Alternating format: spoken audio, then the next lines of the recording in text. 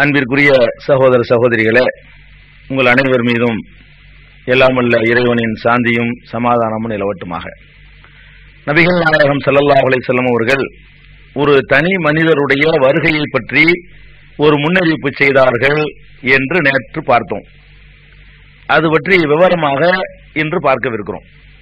நபிகள் நாயகம் ஸல்லல்லாஹு அலைஹி வஸல்லம் அவர்கள் சொன்னார்கள், கஹ்தான் என்ற கோத்திரத்தைச் சேர்ந்த ஒருவர் இந்த உலகத்தை எல்லாம் கட்டி ஆளாமல் யுக முடிவு நாள் வராது. நபி ஸல்லல்லாஹு அலைஹி வஸல்லம் சொல்றாங்க. இந்த கஹ்தான் என்பது எங்க இருக்குன்னு கேட்டா யமன். யமன் இப்ப சொல்றாங்க இல்லையா, அந்த யமன் நாட்டுல இருக்கு கஹ்தான்ங்கிற கோத்திரம், இன்னைக்கும் இருக்கிறது. அப்ப யமன் நாட்டில் இருக்கக்கூடிய கஹ்தான் என்ற கோத்திரத்தை சேர்ந்த ஒருவர் ஹத்தா யஹ்ருஜ ரஜுலும் மின் கஹ்தான யசூக்குன் நாஸ பி அஸாஹு, தன்னுடைய கைத்தடியால் மக்களை ஓட்டி செல்வார். அப்படி ஒரு வராமல் யுக முடிவு நாள் வராதுங்கிறாங்க. சஹீஹுல் புகாரியில 7117 பார்க்கலாம், 3517 இந்த ஹதீஸ் இடம் பெற்றிருக்கிறது. கைத்தடியால் ஓட்டி செல்வார் என்பது அரபு மொழியில ஒரு இலக்கிய சொல். நம்ம தமிழ்ல கட்டி ஆடுறாங்கிறோம், கட்டி ஆழ்வான் என்று சொல்லுவோம். அரபியில ஆடு மாடு மாதிரி கைத்தடியினால ஆட்டை ஓட்டுற மாதிரி ஓட்டுவார்னு அர்த்தம். இது கட்டி ஆடுவதற்கு சொல்லக்கூடிய ஒரு இலக்கிய சொல். அப்ப இந்த உலகத்தை எல்லாம் கட்டி ஆடக்கூடிய ஒருவர் வருவார் என்று இது சொல்லுகிறது. இது புகாரியில. முஸ்லிம்ல 5183வது ஹதீஸ்ல லா தذهபுல் ஐயாமு வல் லயாலி ஹத்தா யம்லிக ரஜுலுன் யுகாலு லஹுல் ஜஹஜா, ஒரு மனிதர் ஆட்சிக்கு வராமல் உலகத்தை ஆளாமல் யுக முடிவு நாள் வராது. அவருக்கு பேரு ஜஹஜாஹ் என்றும் சொன்னார்கள். அதாவது பேர் ஜஹஜாங்கிறாங்க. ஜஹஜாஹ் என்றால் அது அப்படியே இருக்கணும்னு அர்த்தம் கிடையாது. அரபியில சில சொற்கள் ஆங்கிலத்துல உலக மொழிகள்ல வேறு மாதிரி சொல்லப்படுற சொல்லா இருக்கலாம். இப்ப திமிஷ்குன்னு சொல்லுவாங்க அரபியில, அத இப்ப தமாஸ்கஸ் இவங்க மாத்துவாங்க. மிஸ்ருன்னு சொல்லுவாங்க அரபியில, இவங்க ஈஜிப்ட்னு சொல்லி அதை உச்சரிப்பாங்க. இது ஜஹஜாங்கிறது அதுக்கு நெருக்கமான ஒரு உச்சரிப்பா இருக்கலாம். இந்த மாதிரி பெயருடைய ஒருவர் இதுவரைக்கும் 1400 வருஷமா வந்திருக்கிறாரா?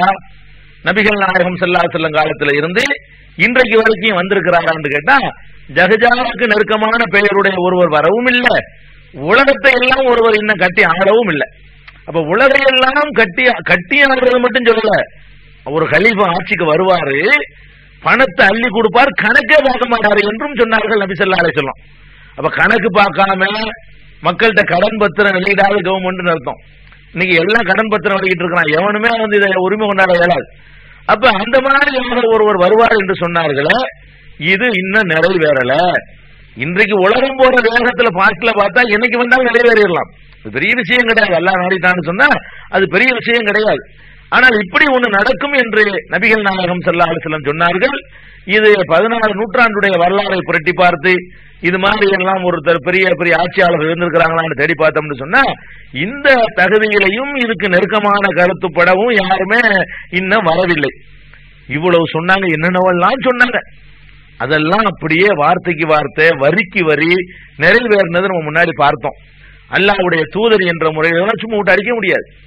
அல்லாஹ்ட்ட இருந்து ஒரு மெசேஜ் இந்த மாதிரி ஒரு யுக முடிவு நாளுக்கு முன்னாடி இந்த மக்களுக்கு அறிவிக்கணும்னு சொல்லித்தான் இதை சொல்லியிருக்க முடியும். இப்ப நடந்தவர்கள் நிறைவேறாத ரொம்ப குறைவா தான் இருக்கு, நிறைவேற ஜாஸ்தியா இருக்குது. அப்ப நிறைவேறாத இந்த ஒரு விஷயம் நிறைவேறும் என்று நம்ம நம்பணும். அல்லாஹ்வுடைய தூதர் சொன்னாங்கன்னு சொன்னா கண்டிப்பா இது இறைவனுடைய அறிவிப்பு தான், இது நிறைவேறும் என்பதையும் நம்ம நம்பணும். இதான் இந்த மனிதரை பற்றிய முன்னறிவிப்பு. இன்னும் நடக்கல. அதே மாதிரி நடக்கவிருக்கிற இன்னொரு முன்னறிவிப்பு என்னன்னு சொன்னா, நீங்க எல்லாம் ஃபுராத் என்ற நதியை பற்றி கேள்விப்பட்டிருப்பீர்கள். ஃபுராத்துங்கிறது என்ன?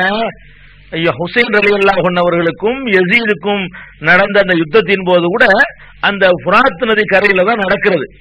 ஃபுராத்துங்கிறது ஈராக்ல இருக்கிறது. இப்ப ஈராக்ல இருக்கக்கூடிய ஃபுராத் நதி யூப்ரட்டிஸ் என்றும் அது சொல்வார்கள். ஆங்கிலத்துல ஃபுராத்துக்கு யூப்ரட்டிஸ் சம்பந்தம் இல்லை, அப்படிதான் பேரை ஒன்று மாறிக்கிறோம். அப்ப ஃபுராத் என்ற நதி யூப்ரட்டிஸ் என்ற பெயராக இன்றைக்கு சொல்லப்படுகிறது. அந்த ஃபுராத் நதி கரையில ஃபுராத் நதியில நபி ஸல்லல்லாஹு அலைஹி வஸல்லம் சொல்றாங்க, இந்த ஃபுராத் நதி இருக்க இதுல ஒரு சம்பவம் ஏற்படும். என்ன சம்பவம் ஏற்படும் தெரியுமா? அதாவது தங்க குவியலை புராத் நதி வெளியே தள்ளுமா. பாலம் பாலமாக தங்க குவியலை புராத்துல இருந்து வெளியே தள்ள ஆரம்பிக்கும்.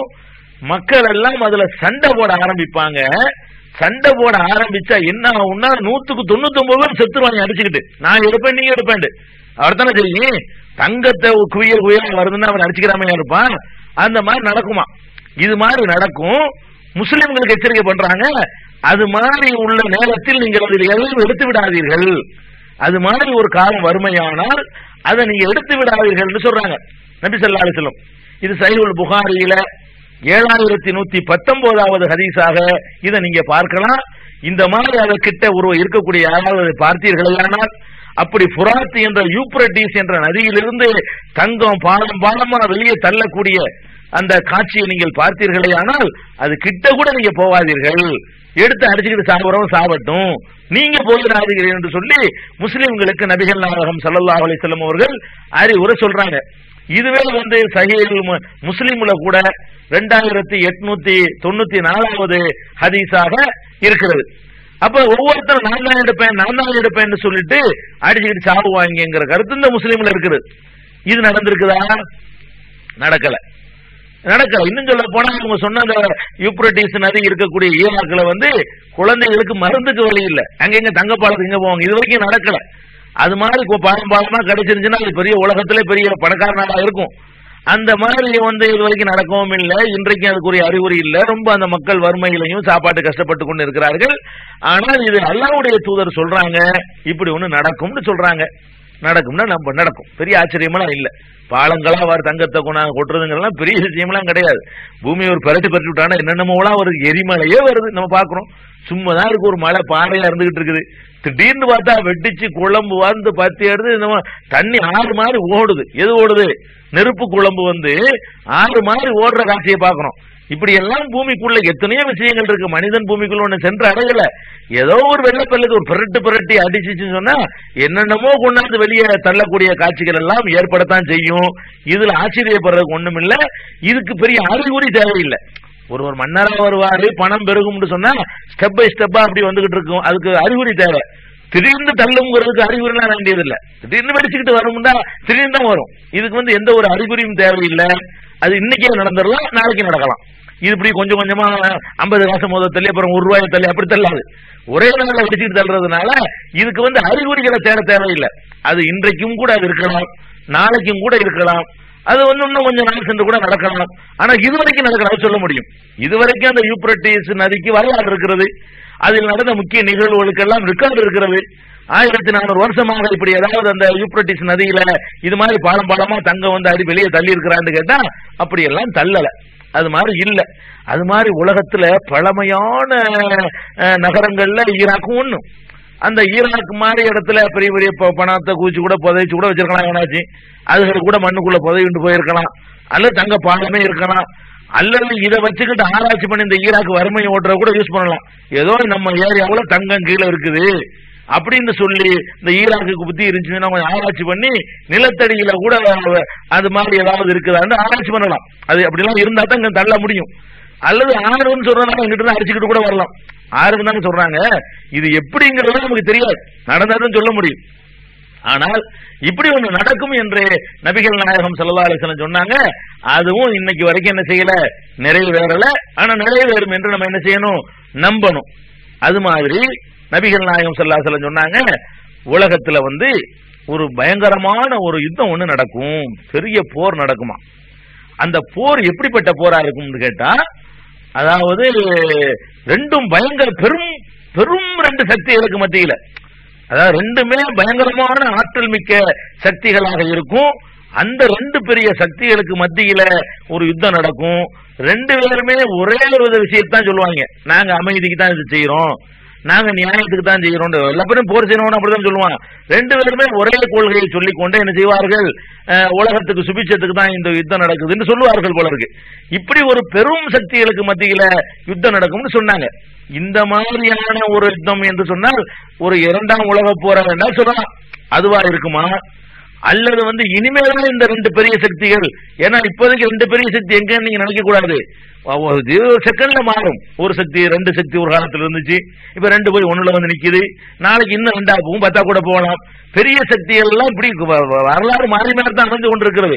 இன்றைக்கு நம்ம பார்க்கக்கூடிய நேரத்துல ரெண்டு பெரிய சக்தி இருக்கிற மாதிரி தெரியல கண்ணுக்கு. பெரிய ரெண்டு பயங்கரமான ரெண்டு வலிமை மிக்க அரசுகள் உலகத்தில் இருப்பதாக தெரியவில்லை. அது நாளைக்கு வந்து உருவாகலாம், அது நாளை கழிச்சு உண்டாகலாம், ஒரு மாசத்துல உண்டாகலாம், ஒரு வருஷத்துல உண்டாகலாம், ஒரு நாள் கூட போதும். திடீர்னு பரட்டி விட்டு ஒரு பொருளாதாரத்துல ஒரு நாட்டுக்கு வீழ்ச்சி ஏற்படுத்தினா பெரிய பெரிய வல்லரசுகள் வந்து ஒண்ணுமில்லாம ஆகிட்டதெல்லாம் வரலாற்றுல படிச்சுக்கிட்டு தான் இருக்கிறோம். அதனால வந்து இந்த மாதிரி ரெண்டு பெரிய சக்திகளுக்கு மத்தியில் யுத்தம் நடக்கும்.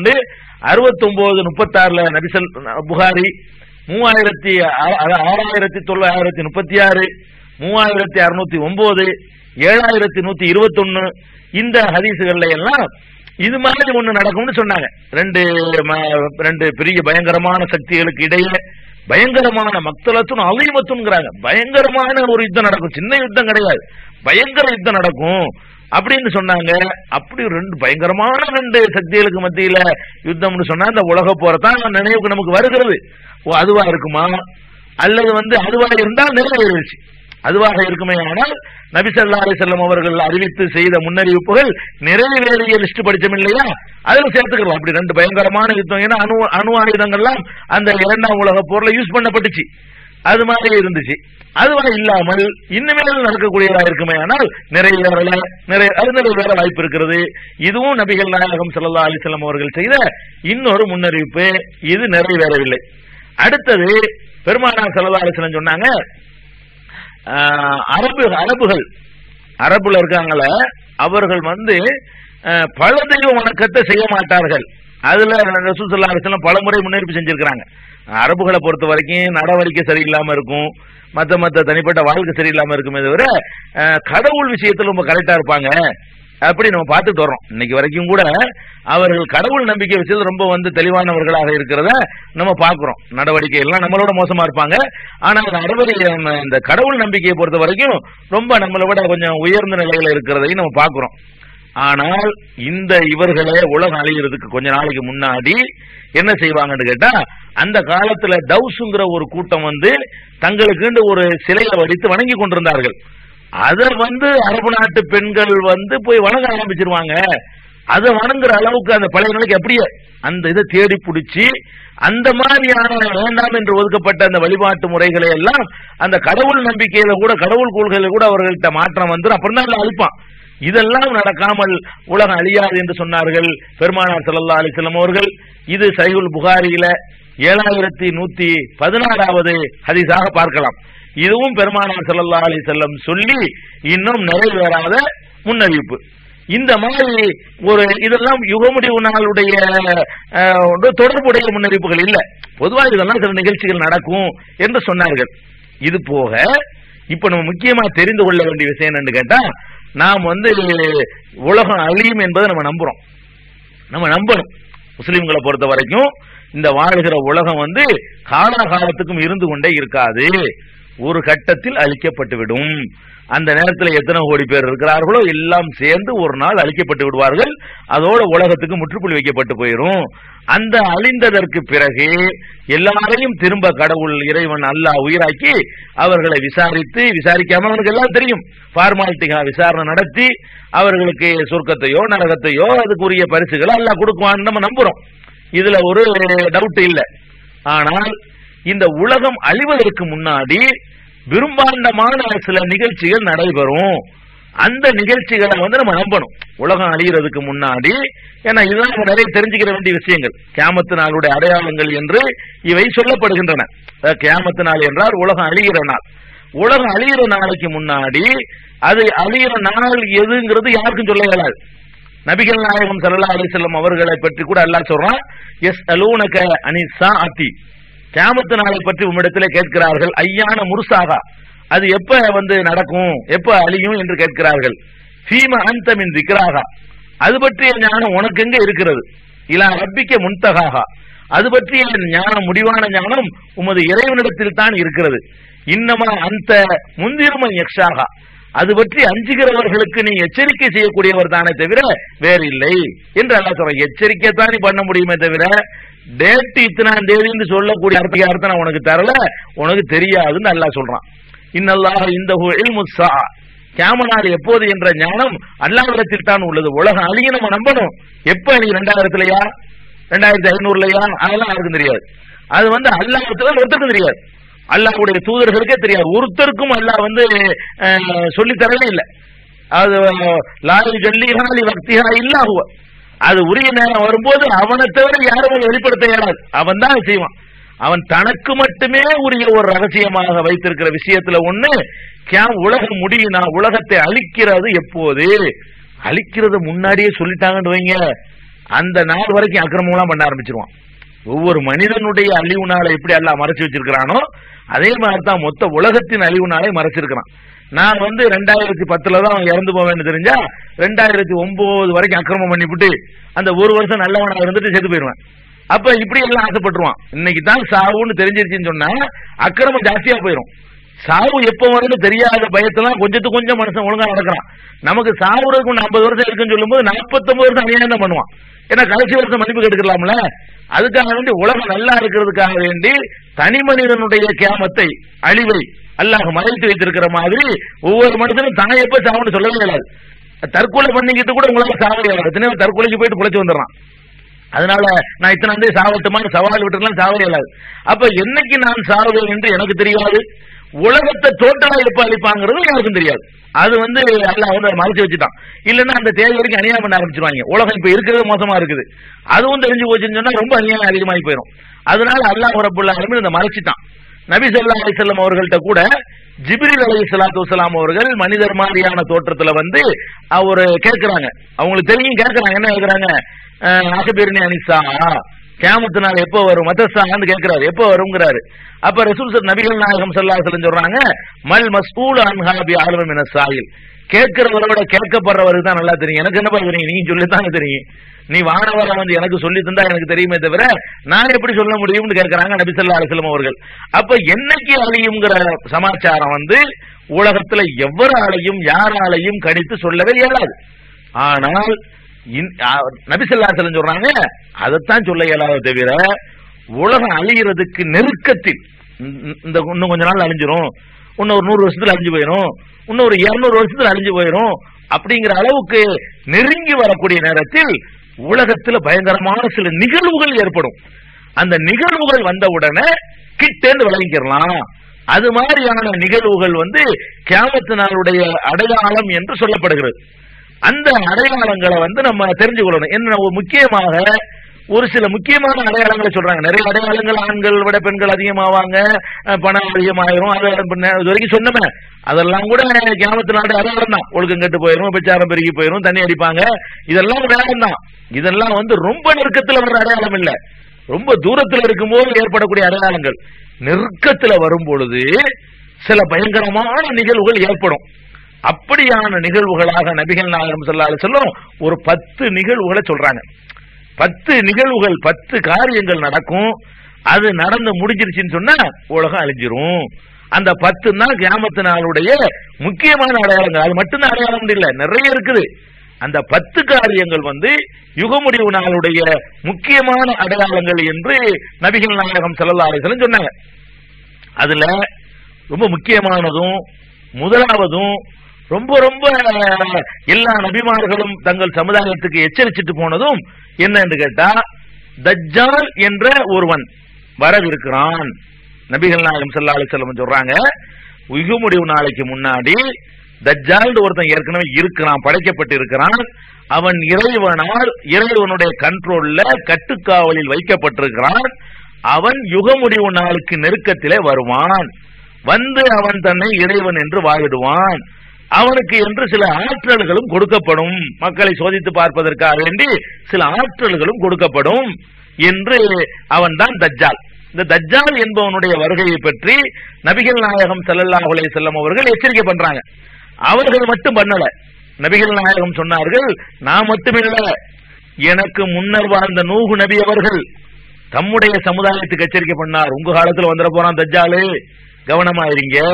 இப்படி எல்லாருமே வந்து எச்சரிக்கை பண்ணாங்க. இன்றைக்கு கூட வந்து நசாராக்களுடைய யகூதிகளுடைய வேதங்கள்ல நீங்க பாத்தீங்கன்னு சொன்னா அந்தி கிறிஸ்துன்னு ஒருத்தர் வருவார். அந்தி கிறிஸ்துன்னு அவருக்கு பேரு. கிறிஸ்துனா மசீஹ், தஜ்ஜாலுக்கு மசீஹ்ங்கிற வார்த்தை தான், ஈசா நபிக்கு மசீஹ்ங்கிற வார்த்தை தான். மசீஹ் தான் இயேசு கிறிஸ்துமாங்க, அவர் மசீஹ் தஜ்ஜாலுக்கு அந்தி கிறிஸ்துமாங்க. இந்த மசீஹ்ங்கிறவர் வந்து வருவார். அந்தி கிறிஸ்துன்னு ஒருத்தர், அந்தினா லாஸ்ட் கிறிஸ்துன்னு ஒருத்தர் வருவாருன்னு சொல்லி அவங்க வேதங்கள்ல கூட இன்னைக்கு இருக்குது.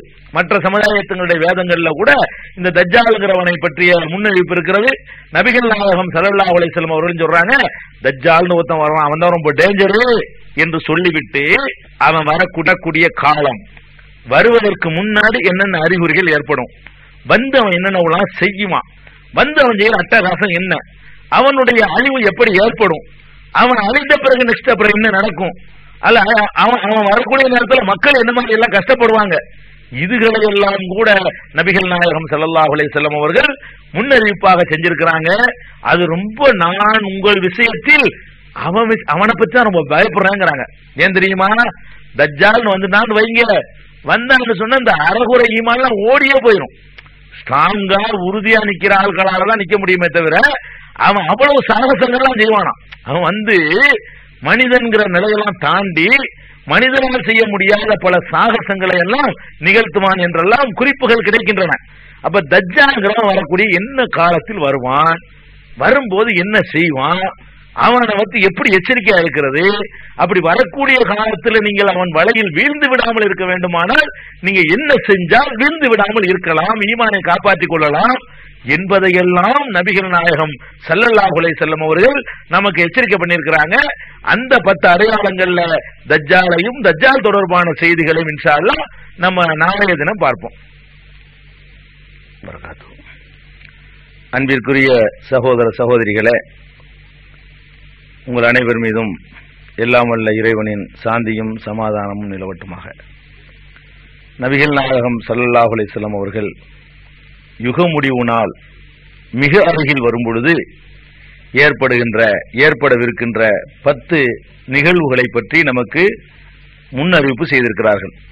இதை ஒரு எச்சரிக்கையாக கூட நாம் எடுத்துக்கொள்ளலாம்.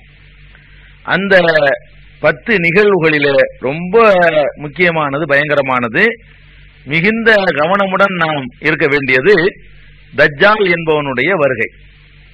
இந்த தஜ்ஜால் என்பவன் வரக்கூடிய அவன் எப்படிப்பட்டவன், அவன் எந்த மாதிரியான அம்சங்களை பெற்றிருப்பான் என்பதை சொல்வதற்கு முன்னால் அவன் எந்த காலகட்டத்தில் வருவான், 2000 வருவான் என்று நபிகள் நாயகம் ஸல்லல்லாஹு அலைஹி வஸல்லம் சொல்லல, 2010 வருவான் என்று சொல்லல, 2500 வருவான் என்று சொல்லல. என்ன சொல்றாங்க என்று கேட்டா, ஒரு முக்கியமான ஒரு நிகழ்வை சுட்டிக்காட்டி இந்த நிகழ்வுக்கு பிறகு அவனுடைய வருகை இருக்கும் என்று சொன்னார்கள். இந்த நிகழ்வை நீங்கள் சஹீஹ் முஸ்லிம் என்ற நபிகள் நாயகம் ஸல்லல்லாஹு அலைஹி வஸல்லம் அவர்களுடைய பொன்மொழி தொகுப்புல 5157வது ஹதீஸ்ல இதை நீங்க பார்க்கலாம். என்ன சொல்றாங்கன்னா, நபிகள் நாயகம் ஸல்லல்லாஹு அலைஹி வஸல்லம் அவர்கள் யுக முடிவு நாளைக்கு முன்னாடி ரூம் தேசத்தவர்கள், ரூமை சேர்ந்தவர்கள் அமாக் என்ற இடத்தில வந்து முகாமிடுவார்கள் அப்படின்னு ஆரம்பிக்கிறாங்க. இந்த தஜ்ஜால் வருவதற்கு முன்னாடி என்ன நடக்கும் போது, ரூமை சேர்ந்தவர்கள், ரூம்னா அறை இல்ல, ரூம்ங்கிற ஒரு ரூம்னா என்னங்கிறது விளங்கிறோமே, ரூம் என்பது நபிகள் நாயகம் ஸல்லல்லாஹு அலைஹி வஸல்லம் உடைய வார்த்தையில ரூம் என்பது நசாராக்களை குறிக்கக்கூடியது. அதான் ரூம். நபி ஸல்லல்லாஹு அலைஹி வஸல்லம் சொல்றாங்க, தகூமு ஸாஅத்து ஒரு ரூம் அக்ஸருன் நாஸ், யுக முடிவு நாள் நெருங்கும் பொழுது நசாராக்கள் தான் மனிதர்கள் அதிகமாக இருப்பார்கள் எண்ணிக்கையில். அப்ப ரூம் என்பது நசாராக்களை குறிக்கக்கூடிய ஒரு சொல். அதே மாதிரி வந்து தஜ்ஜாலை கண்டவுன மக்கள் எல்லாம் ஓடுவார்கள் என்று சொல்லும் பொழுது உம்மு ஷரீக் என்ற பெண்மணி நபி ஸல்லல்லாஹு அலைஹி வஸல்லம் கேட்கிறாங்க, அல்லாஹ்வுடைய தூதர், அப்பெல்லாம் நாங்கள் அரபிகள் எங்க இருப்போம், ஹும் கலீலுன், ரொம்ப கம்மியா இருப்பீங்க, நீங்க ரொம்ப கம்மியா இருப்பீங்க, ஆனால் நசாராக்கள் ரொம்ப அதிகமா இருப்பார்கள் என்று. ரூம் என்பதற்கு பொருள் என்னன்னு கேட்டா நசாராக்களுடைய தலைமையகம் என்று அதுக்கு பொருள். அப்ப நபி ஸல்லல்லாஹு அலைஹி வஸல்லம் சொல்றாங்கன்னா, நசாராக்கள் வந்து அமாக்களை வந்து முகாமிடுவார்கள். முகாமிட்ட உடனே அவர்களை எதிர்த்து போரிடுவதற்காக மதீனாவிலிருந்து நபிகள் நாயகம் ஸல்லல்லாஹு அலைஹி வஸல்லம் அவர்களுக்கு அடைக்கலம் தந்த புண்ணிய பூமியான மதீனா நகரத்திலிருந்து மனிதர்களிலேயே மிகச்சிறந்தவர்கள் அன்றைய நாளில் யஹ்ருஜு இலைஹும் ஜைஷும் மினல் மதீனா, மதீனாவில் இருந்து ஒரு படை புறப்படும். மின் ஹியாரி அஹ்லில் அர்ள், அவர்கள் யௌமைதின் அன்றைய தினத்தில் வாழுகிற மனிதர்களே சிறந்தவர்கள் அவர்கள் தான். அவ்வளவு அற்புதமான பர்ஃபெக்டான முஸ்லிம்களாக இருப்பார்கள். அவர்கள் இந்த நசாரா சக்தியை எதிர்த்து போரிடுவதற்காக வேண்டி மதீனாவில் இருந்து புறப்படுவார்கள்.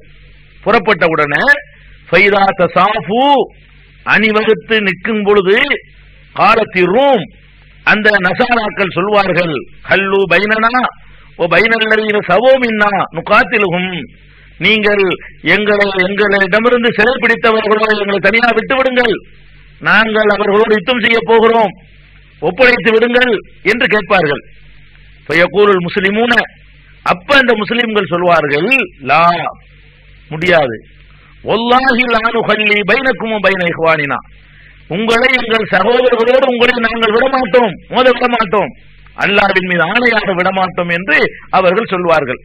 சொன்ன உடனே ஃபயுகாத்திலூனஹும், யுத்தம் நடக்கும், போர் நடக்கும். ஃபயன்ஹஸிமு சுலுசுன், மூன்றில் ஒரு பகுதியினர் சரணடைவார்கள். லா யதூபுல்லாஹு அலைஹிம் அபதா, அவர்களை ஒருபோதும் அல்லாஹ் மன்னிக்கவே மாட்டான். அந்த யுத்தம் நடக்கும், எங்கள்கிட்ட தந்து விடுங்கன்னு கேட்பாங்களா அந்த நசாராக்கள். முஸ்லிம்கள் மாட்டேன்னு சொல்லிடுவாங்க, அல்லாஹ் மேல ஆணையா முடியாதுன்றுவாங்க. அப்ப யுத்தத்தில் என்ன செய்வாங்கன்னு கேட்டால் மூன்றில் ஒரு பகுதியினர் சரணடைவார்கள். மூன்றில் ஒரு பகுதியினர் போரில் கொல்லப்படுவார்கள். அஃலலு ஷுஹதா இந்தல்லாஹ், அவர்கள் தான் அல்லாஹ்விடத்தில் சிறந்த ஷஹீதுகள், உயிர் தியாகிகளிலேயே சிறந்த உயிர் தியாகிகளாக அவர்கள் இருப்பார்கள். மூன்றில் ஒரு பகுதியினர், இன்னொரு மூன்றில் ஒரு பகுதியினர் வெற்றி அடைவார்கள் சொல்றாங்க. லா யஃப்தனூன லா யஃப்தனூன அபதா, அவர்கள் ஒருபோதும் வந்து அந்த சோதனைக்கு உள்ளாக்கப்பட மாட்டார்கள், அவர்கள் சைத்தானுக்கு வெல்ல முடியாது என்று நபிகள் நாயகம் ஸல்லல்லாஹு அலைஹி வஸல்லம் அவர்கள் அந்த நிகழ்வை நமக்கு சொல்லி காட்டுகிறார்கள். இதுக்கு பிறகுதான், அதாவது இந்த நிகழ்ச்சி ஒன்று நடக்குமா, அதாவது நசாராக்கள் வந்து இந்த மாதிரி ஒரு யுத்தம் நடத்தும் பொழுது யுத்தத்தில் மூன்றில் ஒரு பகுதியினர் சரணடைவார்கள், மூன்றில் ஒரு பகுதியினர் கொல்லப்படுவார்கள், மூன்றில் ஒரு பகுதியினர் கடைசியாக வெல்வார்கள்.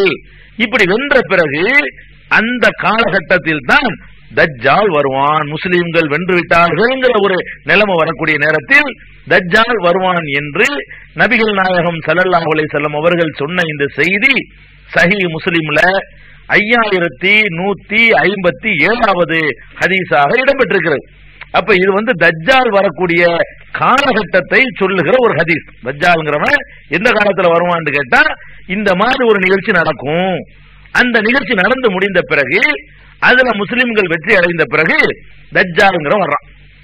தஜ்ஜால்ங்கிறவன் யாரு, அவனுடைய கேரக்டர் என்ன, அவன் என்னவெல்லாம் செய்வான், அதையெல்லாம் இன்றைக்கு வரைக்கும் அவன் பிறந்துட்டானா, இனிமேதான் பிறக்க போறானா, பிறந்துட்டானா இப்ப எங்க இருக்கிறான் என்பதையெல்லாம் ரசூல் ஸல்லல்லாஹு அலைஹி வஸல்லம் அவர்கள் இந்த உம்மத்துக்கு சொல்லி சென்றிருக்கிறார்கள்.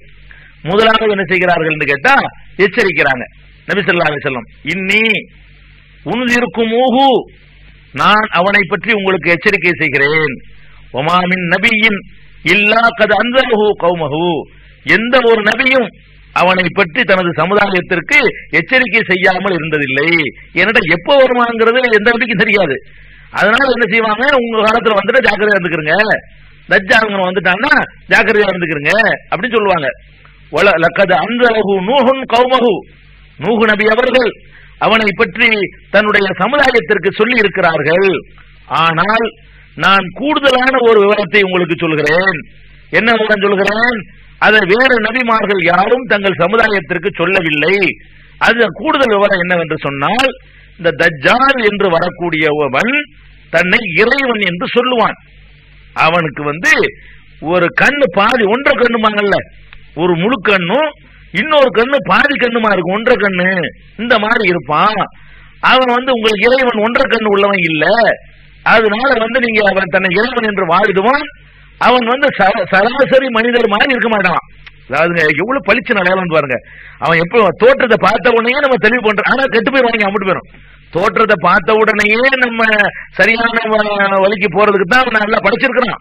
இருந்தாலும் அவங்கிட்ட காணப்படுகிற அதீத சக்தியினால பெரும்பாலானவர்கள் தடமாறிடுவாங்க. இதை ரசூல் ஸல்லல்லாஹு அலைஹி வஸல்லம் சொல்றாங்க. இது சஹீஹுல் புகாரியில 7127வது ஹதீஸ், 6173வது ஹதீஸ், 3337வது ஹதீஸ், 3057வது ஹதீஸ். புகாரியில ஒரு கிதாபுல இவ்வளவு இடத்துல இந்த மாதிரி நூஹ் நபி எச்சரிச்சிருக்கிறாங்க. நானும் எச்சரிக்கிறேன் என்று ரசூல் ஸல்லல்லாஹு அலைஹி வஸல்லம் அவர்கள் தன்னுடைய சமுதாயத்திற்கு அவன் ஒன்றரை கண்ணன் என்பதை எச்சரிக்கிறாங்க. இந்த ஒன்றரை கண்ணன்கிற விவரம் அதுல மட்டும் இல்ல, இன்னும் மொத்தமா சொல்ல போனா நிறைய 3337, 3338, 3440, 3441, 4403, 5902, 6173, 6999, 7026, 7123, 7127, 7128, 7131, 7407, 7408, 3057 இத்தனை இடத்துல ஒரு கிதாபுல புகாரியில மட்டும் அவன் ஒன்றரை கண்ணு உள்ளவன், எல்லாரும் எச்சரிச்சுக்கிறாங்க, ஜாக்கிரதையா இருந்துக்கிறங்க என்று நபி ஸல்லல்லாஹு அலைஹி வஸல்லம் சொல்றாங்க. அவனுடைய தோற்றத்துல ஒரு கணிசமான அளவுக்கு தெரிஞ்சுக்கிட்டோம். அடுத்தது அவனை பத்தி இன்னும் முதல்ல வடிவமைப்பு, அப்புறம் என்ன செய்வாங்கிறது. முதல்ல அவன் வடிவமைப்பு பத்தி உள்ளதா தெரிஞ்சுக்கிடுவோம். அடுத்து நபி ஸல்லல்லாஹு அலைஹி வஸல்லம் சொல்றாங்க, அவனுடைய ஒரு கண்ணு எப்படி இருக்கும்னு கேட்டா, ஒன்றரை கண்ணுன்னு சொன்னவனு கூட இந்த ஒரு மாதிரி அப்படி நினைச்சிடக்கூடாது. நீங்க திராட்சை பழம் இருக்கு பாருங்க, திராட்சை பழம் காஞ்சி போனா என்ன செய்வோம், கிஸ்மிஸ் சொல்லுவோம். திராட்சை பழம் காய வச்சு என்ன செய்வோம், கிஸ்மிஸ் பழம்னு சொல்லுவாங்க. அந்த பாயசத்துல போடுவோமே அந்த கிஸ்மிஸ். நபி ஸல்லல்லாஹு அலைஹி வஸல்லம் சொல்றாங்க, அவனுடைய ஒரு கண்ணு சாதாரண கண்ணா இருக்கும், இன்னொரு கண்ணு உலர்ந்த திராட்சையை போல இருக்கும். அதாவது எப்படி இருக்கும் பாருங்க, சுருங்குனதுலயும் ஒன்றான்னு கூட சொல்ல வேண்டாது. ஒரு கண்ணு டோட்டலா இருக்கும் போல இருக்கு, இன்னொரு கண்ணு இப்படி சுருங்கி திராட்சை பழம் அந்த சுருங்கின கிஸ்மிஸ் சைஸுக்கு தான் இருக்கும். அப்ப அவனுடைய கண்ணு இந்த மாதிரி இருக்கும் என்று பெருமானார் ஸல்லல்லாஹு அலைஹி வஸல்லம் அவர்கள் அவனுடைய கண்ணு அமைப்பு இப்படித்தான் இருக்கும்னு சொல்றாங்க. இந்த சுருங்கிய திராட்சை போல இருக்குங்கிற எங்க இருக்குன்னு கேட்டா 3440 புகாரில, அதுலயே 3441, 4403, 5902, 6999, 7026, 7123, 7128, 7407 இவ்வளவு இடங்கள்லயும் அவன் இந்த மாதிரி இருப்பான் வந்துருச்சு. இது முகத்துல பளிச்சுன்னு தெரியக்கூடிய அடையாளங்கள். அடுத்தவன் எப்படி இருப்பான் என்றால் அவனுடைய உடல் அமைப்பை சொல்றாங்க ரசூலுல்லாஹி ஸல்லல்லாஹு அலைஹி வஸல்லம். ஆள் எப்படி பொதுவாக இந்த கெட்ட கேரக்டர் எல்லாம் கருப்பா தான் கற்பனை பண்ணுவாங்க. கெட்ட கேரக்டர்னா கண்ணு அடுப்பு கறி மாதிரி இருப்பானோ அது மாதிரி தான் கற்பனை பண்றது உலகம் பூரா வழக்கமா இருக்குது. நபி ஸல்லல்லாஹு அலைஹி வஸல்லம் சொல்றாங்க, இவன் இந்த தஜ்ஜால்ங்கிற எப்படி இருப்பான்னு கேட்டா செக்கச்சிவன் இருப்பானா. ஆளு மூஞ்சிதான் ஒன்றரை கண்ணை தவிர ஒன்னே ஆள் கண்ணுன்னு சொல்லலாம். திராட்சையா இருந்து கால் கண்ணு தான் கணக்கு எடுக்க முடியாது. அப்ப ஒன்னே ஆள் கண்ணு உள்ளவனா இருப்பான். அவனுடைய உடம்பு எப்படி இருக்கும்னு கேட்டா ரஜுலுன் அஹ்மர், செக்க சிவேல் என்ற ஒரு கலர்ல இருப்பான். ஆளு செவந்தவன், ஜசீம், அதோட செக்கச்சேப்பு போட்டு இருக்க மாட்டான், எலும்புந்தோளமா இருக்க மாட்டான், நல்ல திடசாத்திரமா, உடம்பு நல்ல வாட்ட சாட்டமா, அதாவது வாட்ட சாட்டமாகவும் இருப்பான், கலராகவும் இருப்பான். மூஞ்சிதான் சொல்ல இருக்காது, கண்ணு நல்ல அடையாளம் வச்சிருக்கிறான், பார்த்தா நல்ல திடகாத்திரமாகவும் ஆளு சகப்பாகவும் இருப்பான் அப்படின்னு சொல்லி ரசூல் ஸல்லல்லாஹு அலைஹி வஸல்லம் சொல்றாங்க. அப்ப இதுவும் அவனுடைய சுருட்ட முடியும், அதுவே ஒரு அழகாத்தான் இருக்கும் போல. சுருட்ட முடியும், செவத்தாளுக்கு சுருட்ட முடியும் தான், அதெல்லாம் நல்லா இருக்கு.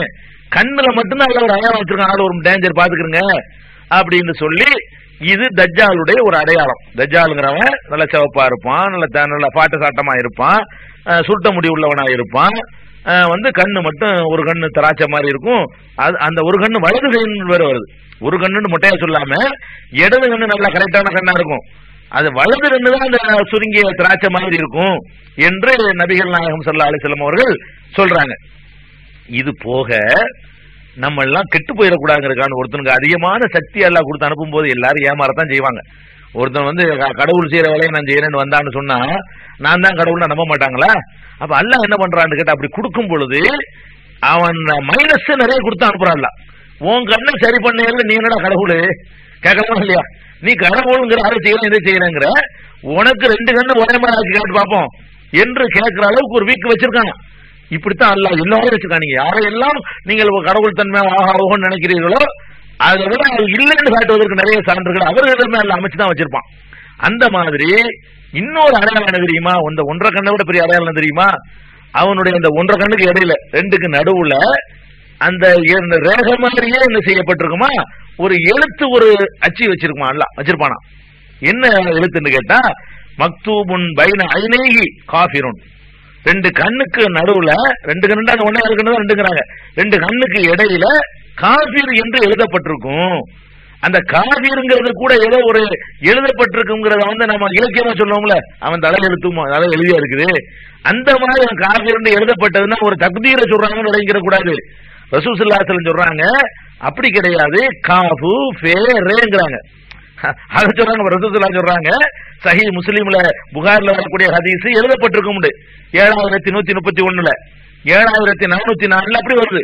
சஹீஹ் முஸ்லிம்ல எப்படி வருதுன்னு கேட்டா 5221வது ஹதீஸ்ல மக்தூபுன் பைன ஐனைஹி காஃபிருன், 2 கண்களுக்கு இடையே காஃபிர் என்று எழுதப்பட்டிருக்கும் என்று சொல்லிட்டு சும்மத்த ஹஜ்ஜாஹா, பிறகு நபி ஸல்லல்லாஹு அலைஹி வஸல்லம் எழுத்து கூட்டி வாசிக்கிறார்கள். எப்படி? காஃபு ஃபே ரே, 3 எழுத்து காஃபிருக்கு. அந்த 3 எழுத்தையும் சொல்லிவிட்டு சொல்றார்கள், யக்ரவு குல்லு முஸ்லிமின், ஒவ்வொரு முஸ்லிமும் அதை வாசிப்பான். ஓத தெரிஞ்சவனும் தெரியாதவனும் வாசிப்பாங்கிறாங்க. இந்த காஃபு பேர அந்த எழுத்தை சொல்லிட்டு எழுதிருக்குன்னு பரவலா போச்சுன்னா அந்த எழுத்து எல்லாரும் தெரிஞ்சு போயிடும். அந்த மாதிரியான ஒரு அடையாளத்தை அல்ல கண்ணுலையும் குறை வச்சு நெத்திலையும் சீல் வச்சு சில சக்திகளை கொடுத்து அனுப்புறான். கண்ணுலையும் குறை வச்சு போட்டான், நெத்தில வேற சீல் வச்சு போடுறான், காஃபு பேரேன்னு சொல்லி. அந்த எழுத்து அப்படி பார்த்தோன்னா எழுத்து அறிஞ்ச மாதிரி இருக்கும், அழியாது.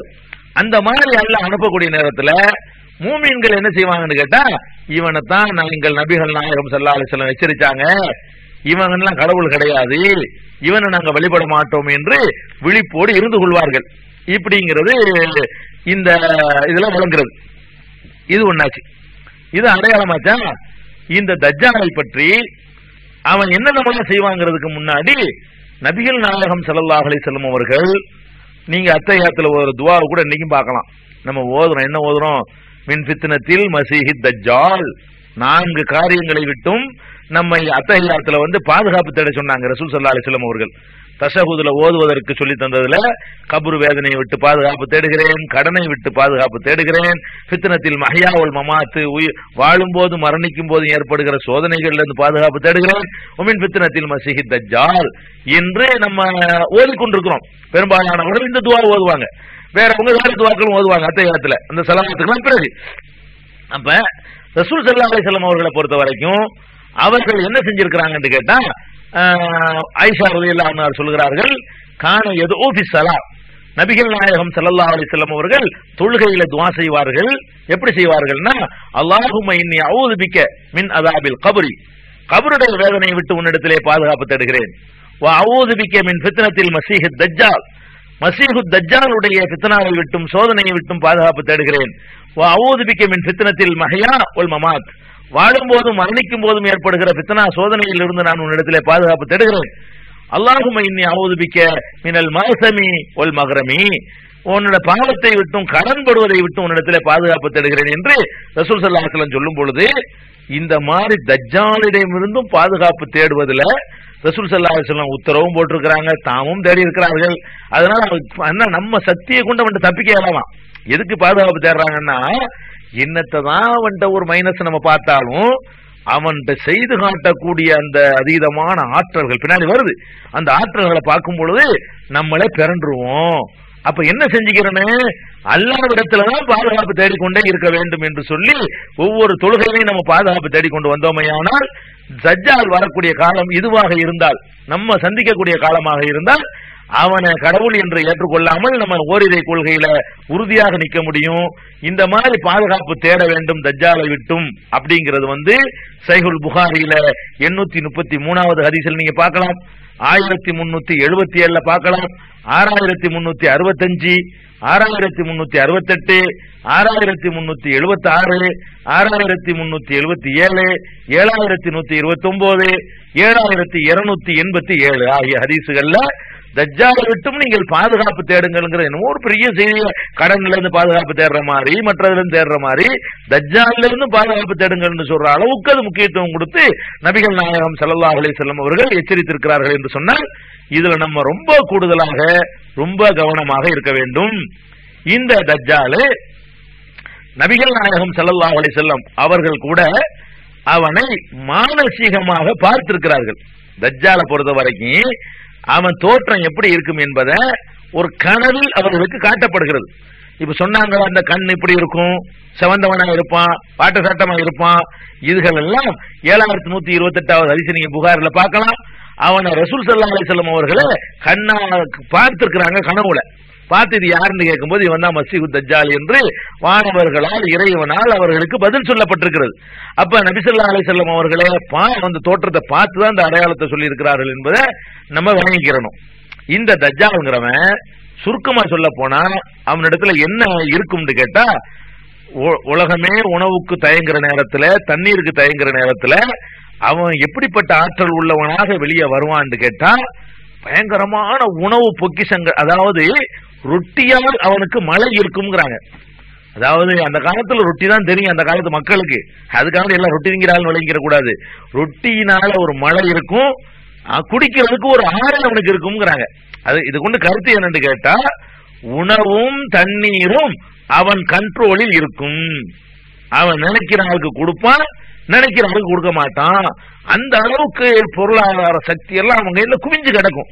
அந்த மாதிரியான அவனோடத்துல ஒரு உணவினால் ரொட்டியான ஒரு மழையில இருக்கும், ரொட்டியாக தண்ணீர் ஒரு ஆடர் ஓடிக்கொண்டிருக்கும் என்று நபிகள் நாயகம் ஸல்லல்லாஹு அலைஹி வஸல்லம் அவர்கள் புகாரி 7122வது ஹதீஸ்ல சொல்றாங்க. அது மாத்திரம் இல்லாம அவன் என்ன செய்வானா, அவனை ஏற்றுக்கொள்றாங்க பாருங்க, கடவுள்னு சொல்லிட்டா ஏத்துக்கிட்டாங்களுக்கு சொர்க்கம் தயாரிச்சிருப்பாங்க, இதுல போய் இருந்துக்க, ஏத்துக்கிறாங்களுக்கு நரகத்து நெருப்புல தூக்கி போடுவேன்னு சொல்லுவானா. நபி ஸல்லல்லாஹு அலைஹி வஸல்லம் சொல்றாங்க, தஜ்ஜாலோட என்பவனோட என்ன இருக்கும், அவன் குளிர் நெருப்பும் வச்சிருப்பான், தண்ணீரும் இருக்கும்.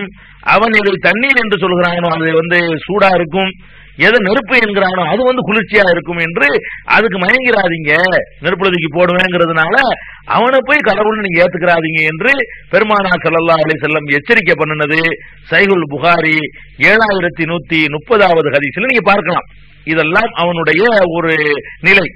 அது போக அவனுடைய ஆற்றல்ல ஒரு முக்கியமான அம்சம் என்ன தெரியுமா, ஒரு ஆளு இறந்து போனவரை உயிர்ப்பிக்கிறார்னு வைங்க, இறந்து போன ஒரு ஆளை உசுராக்க ஏழுமா ஏழாது.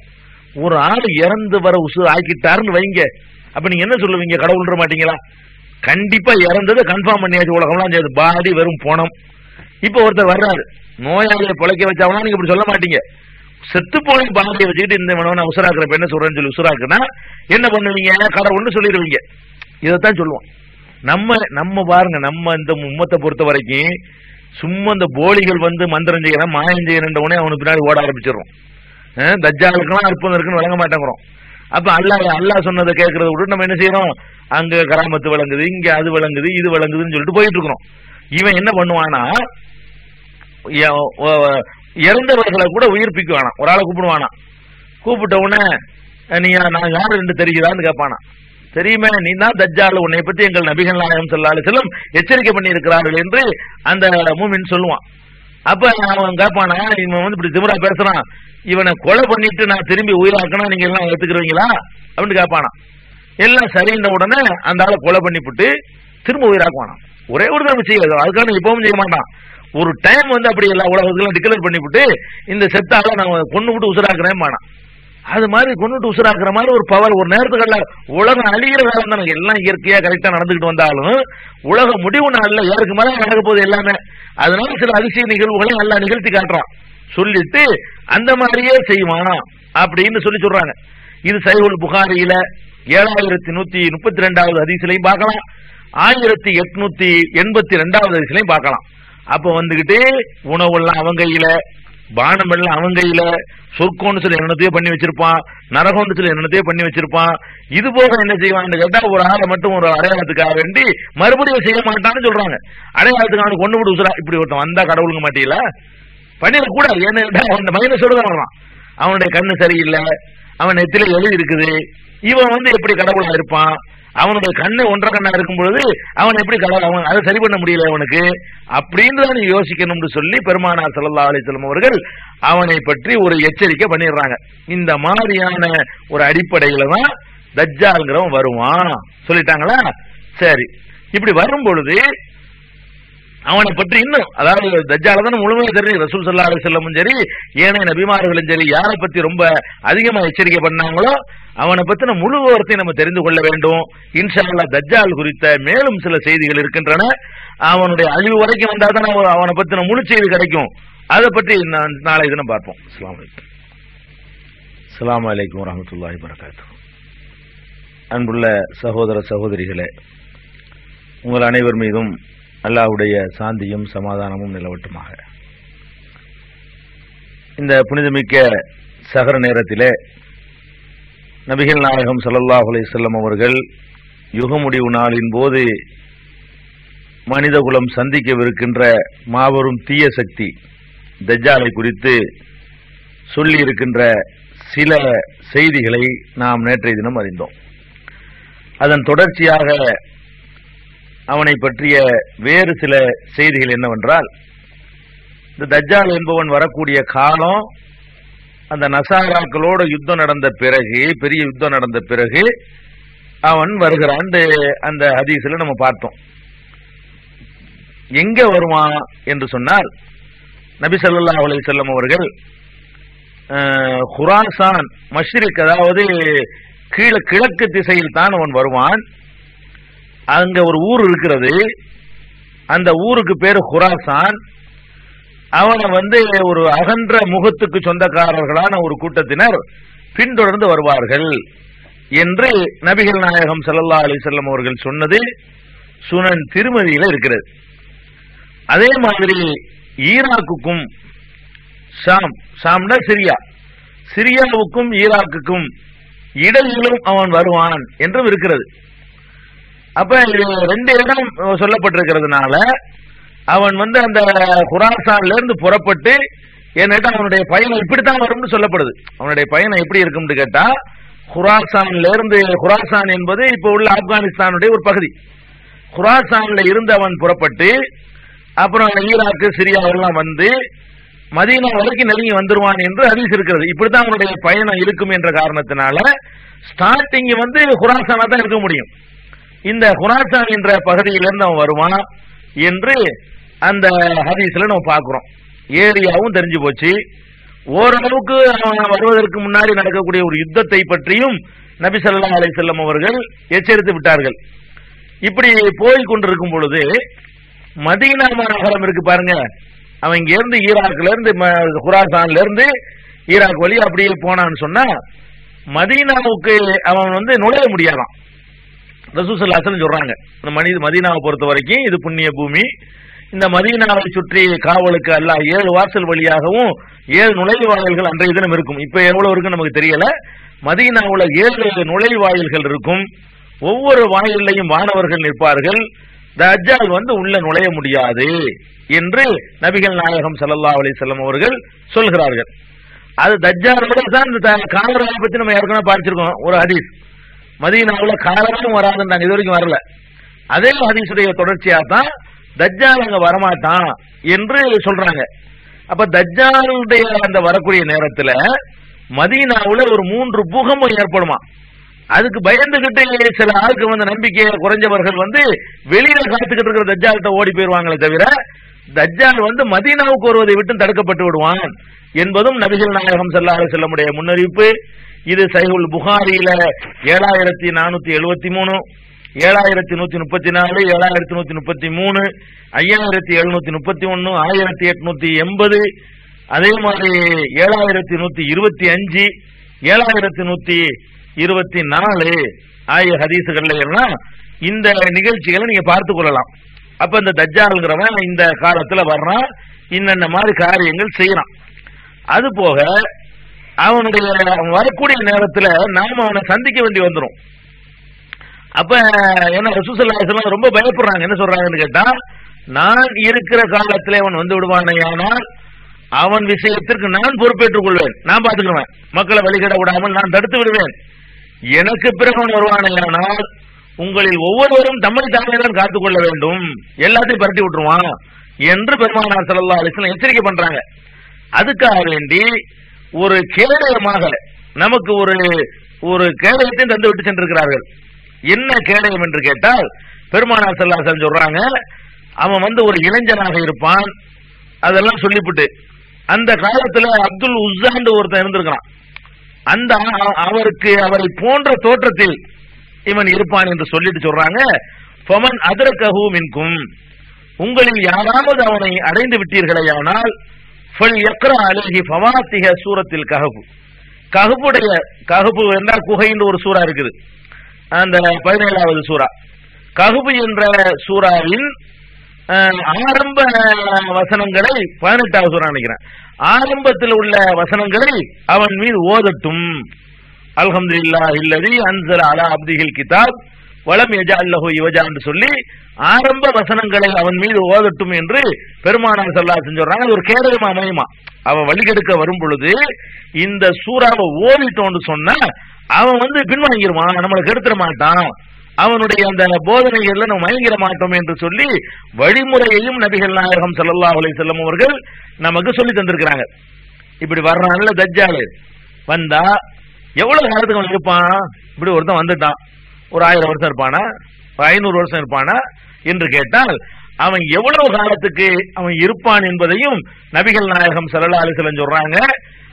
சஹாபாக்கள் கேட்கறாங்க, யார சொல்லலாம், வமா லுப்சுஹு ஃபில் அர்த், இந்த பூமியில அவன் வாழுகின்ற காலம் எவ்வளவு?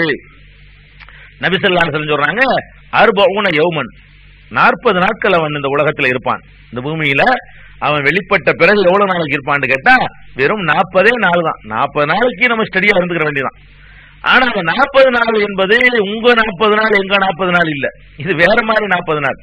என்ன 40 நாள் என்று கேட்டால் ரசூல் ஸல்லல்லாஹு அலைஹி வஸல்லம் சொல்றாங்க, யௌமுன் கஸனத்தின், ஒரு நாள் என்பது 40ல ஒரு நாள், முதல் நாள் வச்சுக்கிறோம் இல்ல கடைசி நாள் வச்சுக்கிறோம், 40 நாள்ல ஒரு நாள் என்பது ஒரு வருடம் அளவுக்கு நீண்டதாக இருக்கும். யௌமுன் கஷஹரின், இன்னொரு நாள் என்பது 2வது நாள் அல்லது கடைசியில் ஒரு 38வது 39வது நாள் கஷஹரின், ஒரு மாதம் அளவுக்கு இருக்கும். யௌமுன் கஜும்அத்தின், இன்னொரு நாள் ஒரு வார அளவுக்கு பெருசா இருக்கும். சாயுர் ஐயாமிஹி க ஐயாமிக்கும், அவனுடைய எஞ்சிய நாட்கள் எல்லாம் உங்களுடைய சாதாரண நாட்கள் மாதிரியே தான் இருக்கும் என்று சொல்கிறார்கள். அப்ப ஒரு 40 நாள் இருக்க போறான், 37 நாள் தான் சாதாரணமா நம்ம நாளுங்கிறோம்ல அந்த மாதிரி இருக்கும்.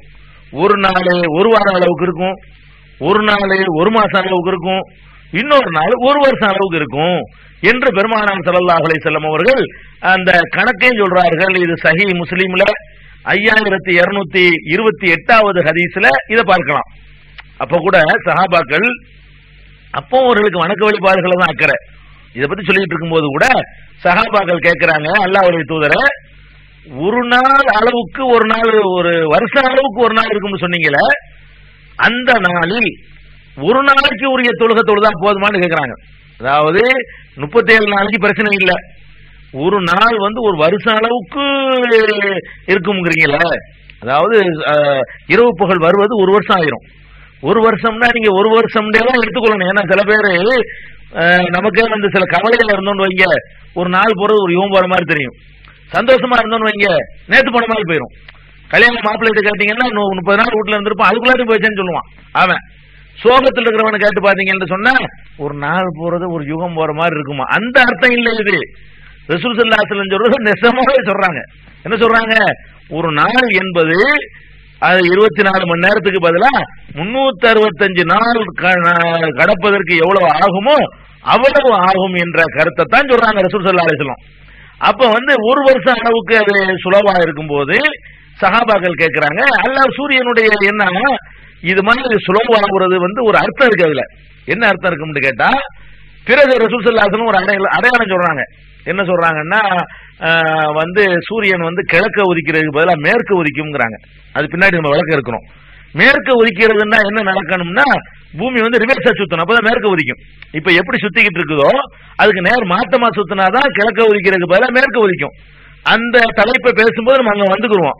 அப்ப ரிவர்ஸா சுத்துறதா இருந்தா சுழற்சி ஸ்பீட குறைச்சிக்கிட்டே வரணும், அப்பதான் அந்த அது திரும்பி சுத்த முடியும். இப்படி வேகமா சுத்திக்கிட்டு இருக்கிற மாத்தி சுத்த நினைச்சோம்னு சொன்னா அப்படியே கொஞ்சம் கொஞ்சமா அப்படி குறைச்ச நிப்பாட்டி மேல சுத்தணும், அப்பதான் வேகமா சுத்த முடியும். அப்ப அந்த மாதிரி பார்க்கக்கூடிய நேரத்தில் 37 நாள் சாதாரணமா போய் அழிக்கிற நாள் நெருங்கி போச்சு. அப்ப வந்து ஸ்பீட குறைக்க என்ன செய்யும், ஒரு வாரம் அளவுக்கு ஸ்பீட் ஆகும், அப்புறம் ஒரு மாசம் அளவுக்கு ஆகும், சுலபாகிரும். நிப்பாட்டும் பொழுது சுழற்சியுடைய வேகம் குறையும். பூமியுடைய அழிக்கிறது முடிவு பண்ண பிறகு நடக்கிறதான பூமியுடைய சுழற்சியின் வேகம் குறையுமையானால் அப்ப என்ன ஆகும்னு கேட்டா, நாள் கிடக்கிறது லேட் ஆகும். லேசா சுத்தினா சூரியனை சுத்தி முடிக்கிறதுக்கு ஒரு வாரம் ஆயிரும்ல, இன்னும் கொஞ்சம் லேசா சுத்தினா ஒரு மாசம் ஆயிரும்ல, இன்னும் கொஞ்சம் லேசா சுத்தினா ஒரு வருஷம் ஆயிரும்ல. அது வந்து அழிக்கிற சட்டம். அழிக்கும் போது அந்த மாதிரிலாம் பண்ணி நிப்பாட்டி வச்சுதான் முட்ட முடியும். அதுக்காக வேண்டி இது பெரிய ஒரு இலக்கிய அர்த்தம் அது அப்படின்லாம் வியாக்கியமா பண்ணக்கூடாது. ஏன்னு கேட்டா, இந்த கேள்வி ரசூல் ஸல்லல்லாஹு அலைஹி வஸல்லம் கேட்கிறாங்க. அவன் அப்ப ஒரு வருஷங்கிறீங்களே, அப்ப 5 வக்து தொழுதா போதுமாங்கிறாங்க. ஒரு நாள் தான் சூரியன் மறைகிறது, ஒரு பகல் ஒரு இரவு ஏற்படுது, ஆனா அது ஒரு வருஷம் ஓடி போயிருது நம்ம கணக்கு. ரசூல் ஸல்லல்லாஹு அலைஹி சொல்றாங்க, போதாது, அந்த ஒரு நாளைக்கு ஒரு நாள் தொழுகை போதாது, கத்ரஹு அதனுடைய அளவை நீங்கள் வந்து கணக்கிட்டு கொள்ளுங்கள். அப்ப ஒவ்வொரு 24 மணி நேரமா கணக்கு பண்ணி ஒவ்வொரு 5 வக்தா தொழுது இருக்கணும். பகல்ல 6 மாசம் பகலாவே இருக்கும், 6 மாசம் இரவாவே இருக்கும் அந்த சுலோவா ஓடும் பொழுது. அப்ப 6 மாசம் பகலைக்கு உள்ள டைம் பிக்ஸ் பண்ணி, சரி இதுல ஒரு நேரம் இப்ப மகரிபு நேரத்தில் பகல்ல தொழுவோம். சூரியன் அந்த துருவத்துல தொழுவாங்க இல்லையா, துருவ பிரதேசங்கள்ல 6 மாதம் பகலா இருக்கும், 6 மாதம் இரவா இருக்கும். அதுக்காக மொத்தமா 5 வேளை தொழுதா போதும் வருஷத்துக்கு, அப்படி சொல்ல முடியாது. அவர்களுக்கு என்ன சட்டங்கள் கூட இதுல தான் இருக்கிறாங்க. அவர்களுக்கு என்ன சட்டம்னு கேட்டா, கணித்துக்கொள்ள சொல்றாங்க. அதாவது ஒரு நாள் போவது ஒரு வருஷம் அளவுக்கு சுலவாயிடுமே, ஆனால் நீங்கள் நேரத்தை தான் கணக்கு பண்ணணுமே தவிர அதை வந்து நீங்க ஒரு நாள் கணக்கு எடுக்க கூடாதுங்கிறாங்க. அந்த மாதிரியாக வந்து ஒரு நாள் போறது ஒரு ரொம்ப சுலோவா உலகம் சுத்தி அவன் அழிகிறதுக்காக வேண்டி அல்ல அந்த மாதிரி பண்றான். பகலாவே இருந்துகிட்டு இருக்குமா 6 மாசம், பகலாவே இருக்கு 6 இரவாவே இருக்கு 6 மாசம், அப்பதான் ஒரு அப்படி ஒரு வருஷம் ஆகும். அந்த மாதிரி இருக்கும்போது ரசூல் ஸல்லல்லாஹு அலைஹி வஸல்லம் சொல்லிட்டாங்க. இதுல 2 விஷயங்கள் இருக்குது. ஒன்னும் இந்த கணித்துக் கொள்ளக்கூடிய யுகம் உண்டாகும்லாம் விளங்குது. இந்த மாதிரி எவ்வளவோ பேர் மேல போயிட்டான், சந்திரனுக்கு போயிட்டான், சந்திரன்ல ஒரு மாசம் வாழணும்னு ஒரு தற்காலிக ஏற்பாடுலாம் பண்றான்னு வைங்க, அவன் எப்படி சொல்லுவான், இந்த இருக்கு ஆதாரம் எப்படி சொல்லுவான்னா கணிச்சுக்கிடுவான், கணக்கு பண்ணிக்கிடுவான். அது பெரிய ஆச்சரியம் கிடையாது. ஏன்னா அவனுக்கு சூரிய உதயமும் கிடையாது, சுபமும் கிடையாது, இஷாவும் கிடையாதுன்னு சொல்ல முடியாது. அப்ப கணித்து கொண்டு போக வேண்டியதான். பூமியில உள்ளதுக்கு தகுந்த மாதிரி மற்ற பகுதியில் உள்ளது மாதிரி கணிச்சுக்கிட்டு போயிட வேண்டியதான்னு சொல்றாங்க. இப்ப அந்த மாதிரி அவனுடைய 37 நாள் ஈஸியா ஓடி போயிடும். 38வது நாள் ஒரு வாரம் மாதிரி போகும், 39வது நாள் ஒரு மாசம் மாதிரி போகும், 40வது நாள் ஒரு வருஷம் அளவுக்கு சுலவா போகும் என்று இந்த முந்தி சொல்ல 3 நாள் இப்படி 37 நாள் அப்படின்னு சொல்லியிருக்கிறாங்க. இது ஒரு அவனுடைய இது. அப்ப கூட நமக்கு ஒண்ணு வருது, இந்த உலகத்தையும் அழிச்சு நாசமாக்குவான் இருக்குது. அப்ப எப்படி 40 நாள்ல முட்டுவலை செய்ய முடியுமா என்று கேட்கும் பொழுது ரசூல் ஸல்லல்லாஹு அலைஹி சொல்றாங்க, பாருங்க அதுல இதுலயும் முன்னறிவிப்பு இருக்குது. இதுல என்ன இருக்குன்னு கேட்டா, ஒமா இஸ்ராவுஹு ஃபில் அர்லி, அப்ப எப்படி பூமியில அவ்வளவு ஃபாஸ்டா போய் அம்புட்டு பேரும் கெடுக்க முடியும்? எவ்வளவு ஒரு வருஷம் மொத்தமே இருக்கு, 40 நாள் தான் இருக்க போறாங்கிறீங்க, அம்புட்டு போய் ஏரியாவுல போய் கெடுத்து குட்டிச்ச வரைக்கும் நாசமாக்கணும் என்று கேட்டா ரசூல் ஸல்லல்லாஹு அலைஹி வஸல்லம் சொல்றாங்க, கல் கைசி இஸ்தத்பஹு ரீஹு, காற்று விரட்டி செல்லுகிற மேகத்தை போல ஓடி போய் விடுவான். அப்ப வந்து இன்னைக்கு நம்ம கண்டுபிடிச்சிருக்கோம் பாருங்க, மனிதனுடைய பிறையான வேகம் இருக்கு பாருங்க, இன்னைக்கு அப்படி போகலாமே. ரசூல் ஸல்லல்லாஹு அலைஹி வஸல்லம் காலத்துல அவங்களுக்கு எவ்வளவு பெரிய அந்த முன்னறிப்பு உண்மையான மார்க்கமா இருந்து சொல்ல முடியும். அப்ப என்ன செஞ்சிருக்காங்க, 40 நாள் ரொம்ப கம்மி போக முடியாது. ஏன்னா ஒட்டகத்துல அந்த காலத்துல வச்சிருந்தாங்க, அதிகபட்ச குதிரை வச்சிருந்தாங்க. அப்ப சொல்லவே முடியாது. அவங்களுக்கு எதெல்லாம் தெரியுது, காற்று விரட்டி செல்கிற மேகம் போகுமே, அது எப்படி விமானத்தினுடைய வேகம், அந்த வேகத்துல பறந்துருவான். விமானமா வச்சிருப்பான், போவான், இங்க அங்க இறங்குவான், அந்த ஏர்போர்ட்ல இறங்குவான், அங்க உள்ள ஆட்களுக்கு எடுக்குவான், இன்னொரு ஏர்போர்ட்டுக்கு பறப்பான், என்ன இருக்கு அந்த மாதிரி பறந்து போயிருவான். அது வந்து அதற்குரிய சாதனங்கள்லாம் உண்டானதான் போக முடியும். அந்த மாதிரியான ஒரு யுகமாக இருக்கு. இன்னைக்கு வந்தா கூட செய்ய முடியுமே, தஜ்ஜால் இன்னைக்கு வந்துட்டா கூட இந்த 40 நாள் உலகம் சுத்த இயலாதா? 4 நாள் நான் சுத்திட்டு வந்துருவேன். உலகம் அன்னைக்கு கூட காசு வேணும் ஜாமா இருந்துச்சுன்னு சொன்னா அழகா சுத்திட்டு வந்துடலாம். அப்ப இந்த 40 நாள் என்பது இந்த யுகத்துக்கு போதும். அது 40 நாள் கூட கரெக்டான கணக்கு இல்லை. 40 நாள்னாலும் ஒரு வருஷமும் ஒரு மாசமும் ஒரு வாரமும் 37 நாளும் தான் எடுத்துக்கொள்ளணும். அந்த மாதிரி எடுத்துக்கொண்டீர்களே ஆனால் அது ஒரு வருஷத்துக்கு மேலேயும் வருது. இது ஒன்னாச்சு. அதுக்கப்புறம் இது தஜ்ஜால் இந்த உலகத்துல இருக்கக்கூடிய காலகட்டம். இதுக்கப்புறம் என்ன ஒன்று கேட்டா, இந்த மாதிரி இவன் உலகத்தை எல்லாம் கெடுத்து கொண்டிருக்கக்கூடிய நேரத்துல, அக்குரம் பண்ணிட்டு இருக்க நேரத்துல ஈசா அலைஹிஸ்ஸலாத்து வஸ்ஸலாம் அவர்கள் உலகத்துக்கு திரும்பி வர்றாங்க. ஈசா அலைஹிஸ்ஸலாம் வந்துதான் அவனை கொல்லுவாங்க. அதுக்கு முன்னாடி ஒரு விஷயத்தை விளங்கிக்கிறேன்னு, இந்த தஜ்ஜாலுங்கிறவன் இப்ப இருக்கிறானா இல்லையா? ஏன்னா அவன் முடிவு காலம் எப்படி வருதுன்னு பாக்குறதுக்கு முன்னாடி தஜ்ஜால் வருவான்னா பிறந்து வருவானா, ஏற்கனவே ஆல்ரெடி இருக்கிறானா அப்படின்னு கேட்டா, நபிகள் நாயகம் ஸல்லல்லாஹு அலைஹி வஸல்லம் காலத்துல ஒரு முஸ்லிம்ல வரக்கூடிய பெரிய ஹதீஸ், அதுல தமீமுத்தாரியுடைய ஹதீஸ் என்று பிரபலியமா அறியப்படுகிற ஹதீஸ். இந்த தமீமுத்தாரிங்கிறவர் யாருன்னு கேட்டா, அவர் ஒரு நஸ்ரானியா இருந்தவர். நஸ்ரானியா இருந்து இஸ்லாத்தை ஏற்றுக்கொண்டவர். அவர் ஒரு நாள் என்ன செய்யறாருன்னு கேட்டா, நபிகள் நாயகம் ஸல்லல்லாஹு அலைஹி வஸல்லம் அவர்களை சந்தித்து ஒரு நிகழ்ச்சியை சொல்லுகிறார். என்ன நிகழ்ச்சி சொல்றாருன்னு கேட்டா, நாங்க கடல் பிரயாணம் போனோம்.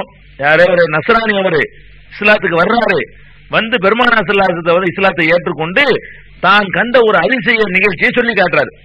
என்ன சொல்றாருன்னு கேட்டா, நாங்க கடல் பிரயாணம் போனோம், கப்பல் கண்ணா பின்னா எங்கிட்ட கொண்டு போயிடுச்சு, எங்க என்ன தெரியல, ஒரு பக்கம் ஒதுக்கிருச்சு.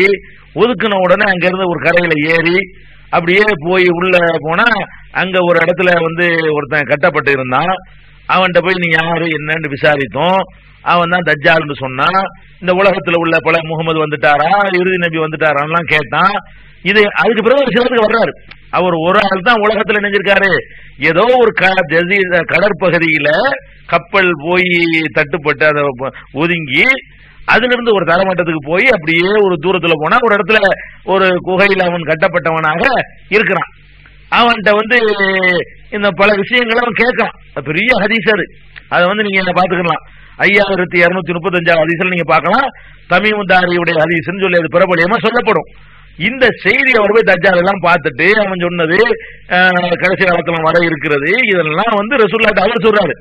நான் போனேன்னா இந்த மாதிரி உங்களை பத்தி அவனே சொல்றான் அப்படின்னு சொல்லிட்டு தான் அவன் இஸ்லாத்துக்கு வர்றாரு. உடனே பெருமானார் ஸல்லல்லாஹு அலைஹி வஸல்லம் மக்களை கூட்டி அப்படி இருங்க, யாரும் எந்திரிச்சு போவாதீங்கன்னு சொல்லிவிட்டு, நான் இவ்வளவு காலமா உங்களுக்கு ஒரு செய்தி சொல்லி கொண்டிருந்தானே, அதை இதோ வந்திருக்கிறார் நஸ்ரானி பாதிரியார், அவர் வந்திருக்கிறார், இஸ்லாத்தை ஏற்றிருக்கிறார், இவர் அதை பார்த்து விட்டு அதை உண்மைப்படுத்தி வந்திருக்கிறார் என்று சொல்லி அவரை காட்டி, இந்த நிகழ்ச்சி அவர் சொன்னதை ரசூல் ஸல்லல்லாஹு தம்முடைய வாயால சொல்றாங்க. இவர் சொல்லி இருந்தாருன்னா அதுக்கு மார்க் அங்கீகாரம் கிடையாது. அவர் சொல்வதை நபிகள் நாயகம் ஸல்லல்லாஹு அலைஹி வஸல்லம் ஏற்றுக்கொண்டு இந்த மாதிரி இருக்கிறான், விலங்கு போடப்பட்ட நிலையில் இருக்கிறான், அவிழ்த்து விடப்படும் பொழுது அவன் வெளியே வருவான் என்று சொல்றார்கள். அப்ப எப்படி ஈசா அலைஹிஸ்ஸலாம் எப்படி ஆரம்பத்திலிருந்து இருந்து கொண்டிருக்கிறார்களோ, ரொம்ப காலமாக 2000 வருஷமா இருந்து கொண்டிருக்கிறார்களோ, அதே மாதிரி இவனும் ஒரு காலத்துல பிறந்தவன் தான், மனித குலத்துல பிறந்தவன் தான். பிறந்து இவனை எதிர்காலத்துக்கு ஒரு அடையாளமாக இருக்கும் பொருட்டு அவன் அல்லாஹ் தடுத்து நிப்பாட்டி வச்சிருக்கிறான் என்று இந்த ஹதீஸ்ல இருந்து நம்ம தெரிஞ்சுக்கிறோம். இவன் அங்க இருக்கிறான். யாரு? தஜ்ஜால்ங்கிறவன் ஒரு குகையில கடல் பகுதியை ஒட்டி இருக்கக்கூடிய ஒரு குராசான்ல கூட கடல் இல்லைன்னு காரணம் காட்டி குராசான்ல வரமாட்டான்னு சொல்லுவாங்க. ஆனா குராசான்ல கடல் இல்லதான். குராசான் ஆப்கானிஸ்தான்ல கடல் இல்லதான். இருந்தாலும் ஒரு கடற்கரை ஓரமா இருந்துன்னு சொல்லல. கடல்ல இருந்து இறங்கி இன்னும் தூரத்துல போய் பார்த்திருக்கிறாங்க. அப்படி பார்த்தா என்ன செய்ய முடியும்? அதுக்கு பக்கத்துல அந்த பாகிஸ்தான் கடல் வரும், அந்த வழியா அப்படியே போய் ஆப்கானுக்குள்ள போயிருக்க முடியும்.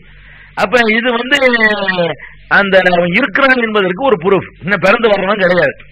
அது மாதிரி இந்த இவனுக்கு பின்னாடி யாரு போகா தெரியுமா? பின்னாடி பெரிய சக்தியா போறது யகூதிகள் தான் போவாங்க. ரசூல் ஸல்லல்லாஹு சொல்றாங்க. பெரிய முக்கியமா யார் போவான்னு கேட்டா 70,000 இஸ்பஹான்ங்கிற பகுதியை சேர்ந்த 70,000 யகூதிகள் அவனை பின்தொடர்ந்து செல்வார்கள். கூடவே அவனுக்கு வெளியெடுக்கிறதுக்கு பக்கபலமா படையா போறது யாருன்னு கேட்டா 70,000 யகூதிகள் போவார்கள் என்று சஹீஹ் முஸ்லிம்ல 5237வது ஹதீஸ்ல பார்க்கிறோம். அப்ப தஜ்ஜால்ங்கிறவன் இருக்கிறான். ஒரு இடத்துல அடைக்கப்பட்டிருக்கிறான், விலங்கு போடப்பட்டிருக்கிறான். ஒரு இடத்தில் அல்லாஹ்வா நாடக்கூடிய நேரத்தில் அவிழ்த்து விடுவான். அவிழ்த்து விட்டவன வந்து உலகம் முழுவதும் 40 நாள் சுற்றி திரிவான், பலவிதமான அதிசயங்களை செய்வான். பின்னாடி யூதர்கள், அந்த யகூதிகள் அணிவகுத்து 70,000 பேர் அவனுக்கு சப்போர்ட்டாக செல்வார்கள். இப்படியான அக்கிரமத்துக்கு மேல அக்கிரமம் பண்ணிக்கிட்டு இருக்கக்கூடிய நேரத்தில் தான் ஈசா அலைஹிஸ்ஸலாத்து வஸ்ஸலாம் அவர்கள் இறைவனால் இறக்கப்படுகிறார்கள். அவங்களுடைய எதுக்கு இறக்கப்படுறாங்க? இது நல்லா கவனிக்கணும். இவனும் ரொம்ப காலமா இருக்கிறவன் தான். ஈசா நபி அதே மாதிரி வந்து அந்த மசீஹுக்கு இந்த மசீஹ், அவனும் ஒரு மசீஹ், இவரும் ஒரு மசீஹ், 2 பேருக்குமே மசீஹ்னு பேரு, கிறிஸ்துன்னு பேரு. அப்ப அந்த மசீகை கொள்வதற்காக வேண்டி இந்த மசீகை வந்து அல்லாஹ் வந்து அனுப்பி வைக்கிறான், இறக்கி வைக்கிறான்.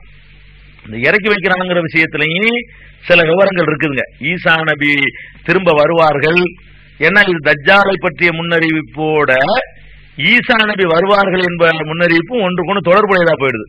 தஜ்ஜால் வந்தான், அக்ரமண்டா எல்லாம் செஞ்சுட்டான், அவனுடைய அழிவு ஈசா நபியை கொண்டுதான் என்று சொல்லும் பொழுது எப்படி அழிப்பார்கள் என்பதை போறதுக்கு முன்னாடி ஈசா நபி யாரு, அவர் வந்து இன்னும் இருக்க முடியுமா, இன்னமும் உசுரோடு இருக்கிறான்னு இப்படி நம்புறது, ஒரு மனிதன் தான் இறந்தானே போயிருவான், அதுக்கு ஏதாவது ஆதாரங்கள் இருக்குதா, குர்ஆன்ல இருக்குதா, ஹதீஸ்ல இருக்குதா, இதுகளையும் நம்ம சேர்த்து தெரிஞ்சுக்கிட்டா தான் அப்ப ஈசா அலைஹிஸ்ஸலாம் இறங்குவார்கள் என்பதையும் நம்ம என்ன செய்ய முடியும், ஈஸியா நம்ப முடியும். அப்ப இந்த கியாமத் நாளுடைய இறுதியில நடக்கக்கூடிய 10 அடையாளங்கள்ல ஒன்னு வந்து தஜ்ஜால் என்று சொன்னா, 2 வந்து தஜ்ஜால் அழிக்கிறதுக்கு வரக்கூடிய ஈசா இப்னு மரியம் அலைஹிஸ்ஸலாத்து வஸ்ஸலாம் அவர்கள் அடுத்த அடையாளமா இருக்கிறார்கள். இந்த ஈசா அலைஹிஸ்ஸலாத்து வஸ்ஸலாம் அவர்கள் வந்து என்ன செய்வார்கள், வருவார்களா, எந்த இடத்துல வருவார்கள், வந்து தஜ்ஜாலோட என்ன மாதிரி அவங்க யுத்தம் செய்வாங்க, வேற என்ன அவங்க வந்த பிறகு என்னென்ன மாற்றங்கள் நடக்கும், தஜ்ஜால் அழிஞ்ச பிறகு அவர் எவ்வளவு காலத்துக்கு இருப்பாரு, இவைகள் எல்லாம் ஈசா நபியை பற்றிய செய்திகள். அதை சொல்லிட்டு அப்புறம் தஜ்ஜாலுடைய முடிவு எப்படி என்பதை பார்த்ததா பொருத்தமா இருக்கும். அதனால தஜ்ஜாலுடைய அப்படி வைத்துக் கொண்டு ஈசா நபி அவர்கள் தஜ்ஜாலை கொள்றதுக்காக வர்ற காரணத்தினால அவர் வருவாரா, வர முடியுமா, அதுக்கு மார்க்க ரீதியா அதுக்கு சான்று இருக்குதா, வர முடியாது சொல்லக்கூடியவர்களுடைய கருத்துக்கள் என்ன சான்றுல சொல்றாங்க, இதுகளை எல்லாம் இன்ஷா அல்லாஹ் நம்ம நாளைக்கு பார்ப்போம்.